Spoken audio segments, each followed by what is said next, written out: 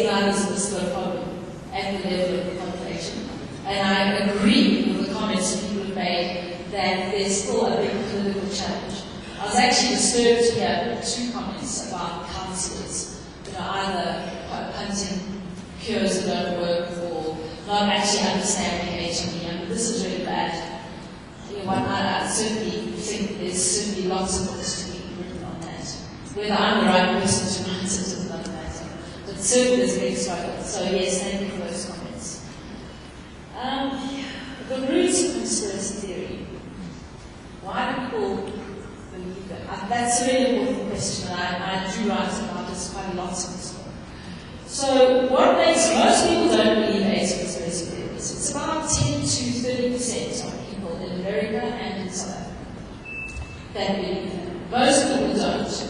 But there's good reasons why they do. So in the United States, for example, there were a whole lot of exposés in the 1970s about the CIA doing all sorts of biological weapons experimentation, just stockpiling dangerous biological chemicals, wanting to make a new pathogen.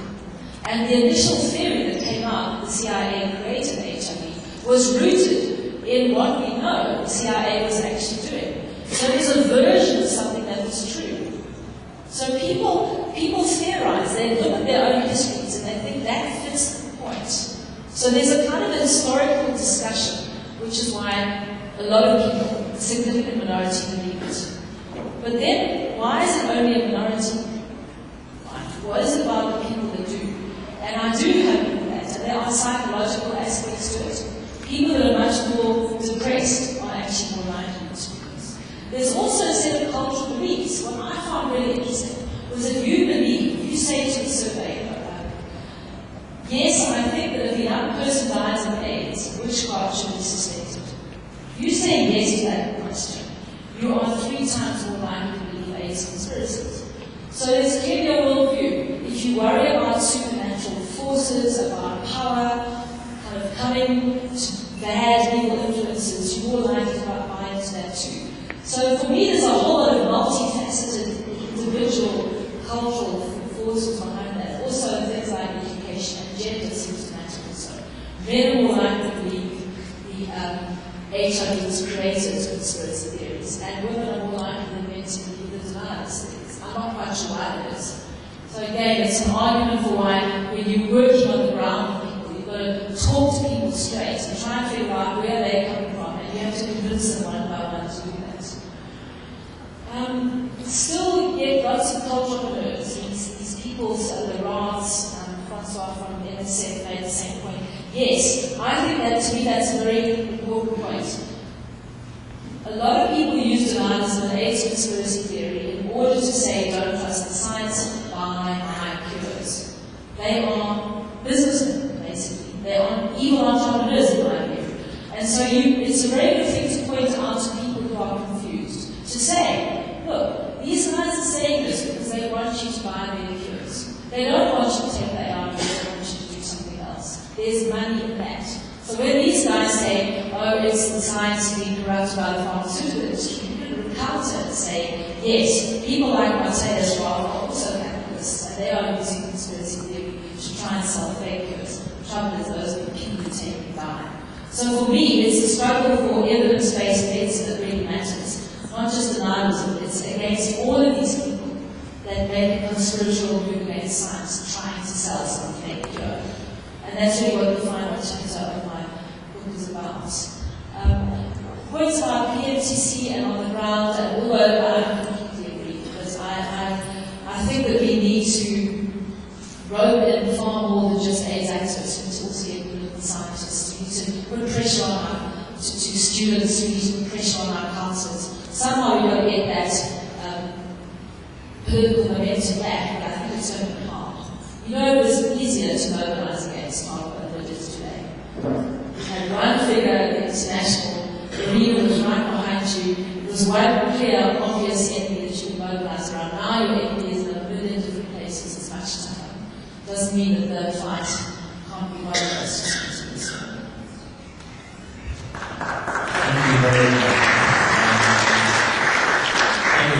Thanks for your patience. Can I just say that a couple of concluding points just to try to draw some of these threads together. But before I do that, just a very brief comment, and perhaps we can continue the discussion over a glass of wine and Coke.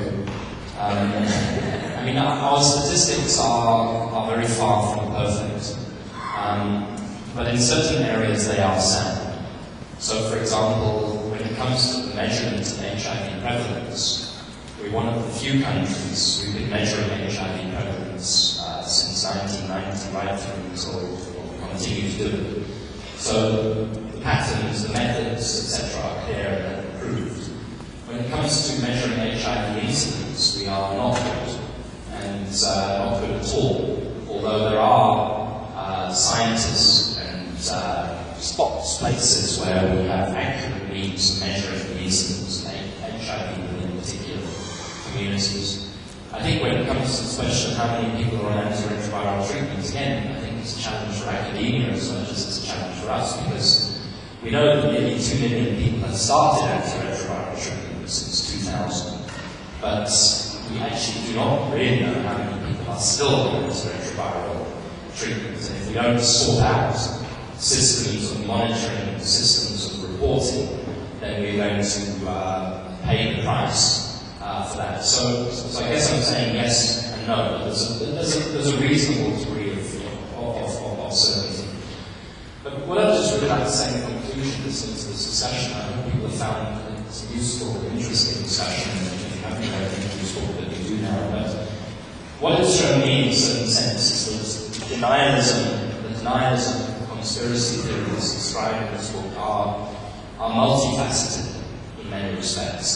They depend upon a number of actors. They depend upon a purveyor. And there are different types of purveyor.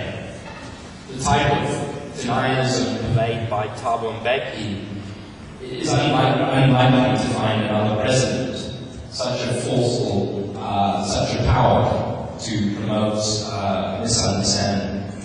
But on the other hand, there, as we know, more outside, as we've heard this evening, there are traditional leaders, there are traditional healers, there are social commentators, there are still officials, there are still some politicians who, perhaps for different reasons, are still caught up in the web of denialism. I mean, it hasn't been mentioned this evening, but very well-known commentator Gilead published an article in the Sowetan last year suggesting that the results of the Caprisa 004 trial, which has been the most promising trial on microbicide gels and has the potential to save millions of lives, involved using black women as guinea pigs and was a violation of human rights.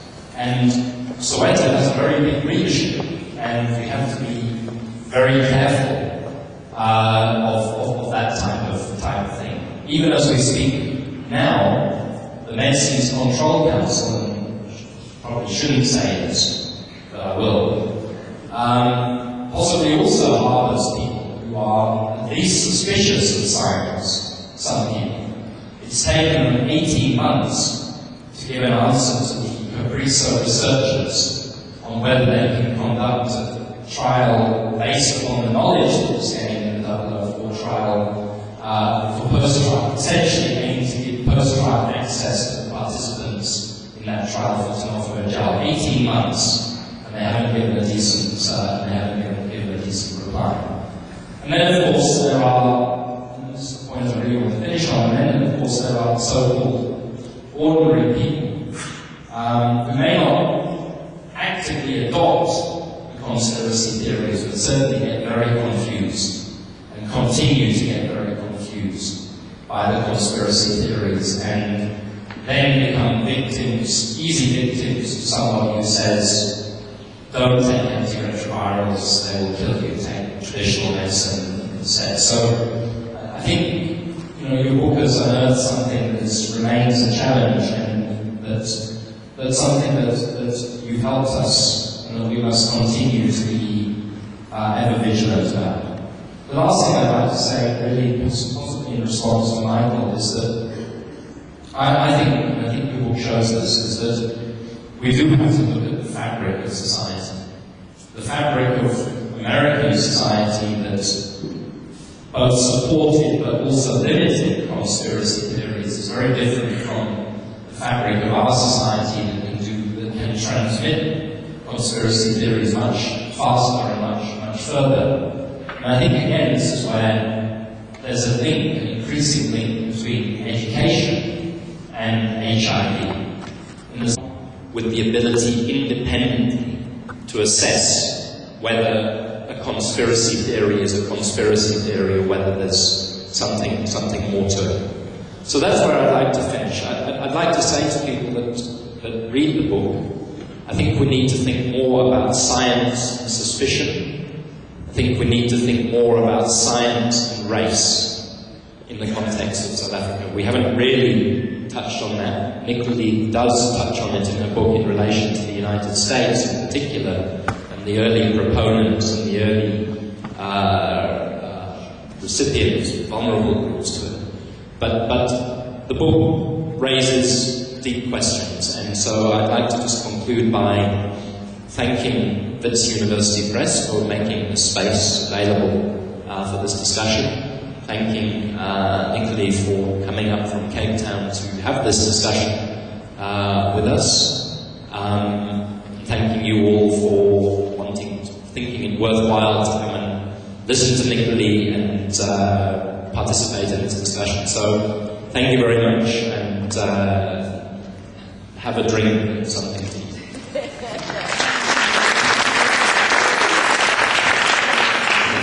Good evening, ladies and gentlemen. As Mark has already said, there are some eats for us. If we could just create 2 queues, one on this station here, and the second one on that station, and then you can have your drink. I'm sure this book